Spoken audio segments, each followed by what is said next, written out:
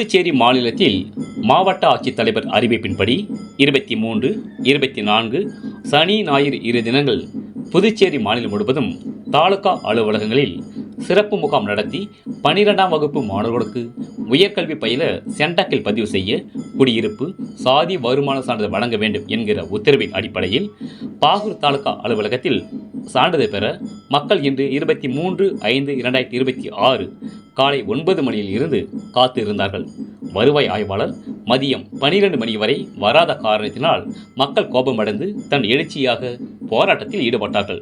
வருவாய் ஆய்வாளர் அலுவலகத்தில் போராட்டம் நடத்திவிட்டு அங்கிருந்து பாகூர் தாலுகா அலுவலகம் சென்று தாசில்தார் அவர்களிடம் முறையிட்டார்கள்.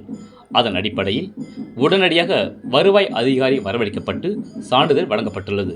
இந்த போராட்டத்தில் இந்திய கம்யூனிஸ்ட் கட்சி மார்க்சிஸ்ட் புதுச்சேரி மாநில செயற்குழு உறுப்பினர் தோழர் தா தமிழ்ச்செல்வன், பாகூர் கொம்யூன் செயலாளர் தோழர் பா சரவணன், கமிட்டி உறுப்பினர் தோழர் பகத் வச்சலம், பாகூர் வடக்கு கிளை செயலாளர் தோழர் ஆனந்தராமன், பாகூர் கா மணிவண்ணன், தமிழக மக்கள் வாழ்வுரிமை கட்சி பொறுப்பாளர் அருள்வொளி உள்ளிட்டோர் கலந்து கொண்டனர். ரேட் நியூஸ் தமிழ் செய்திக்காக புதுச்சேரி செய்தியாளர் அருள்மணி. செய்திகளை உடனுக்குடன் தெரிந்து கொள்ள ரேட் நியூஸ் தமிழ் சேனலை சப்ஸ்கிரைப் செய்யவும்.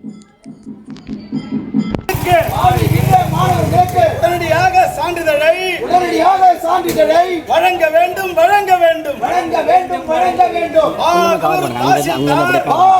தாசில்தார்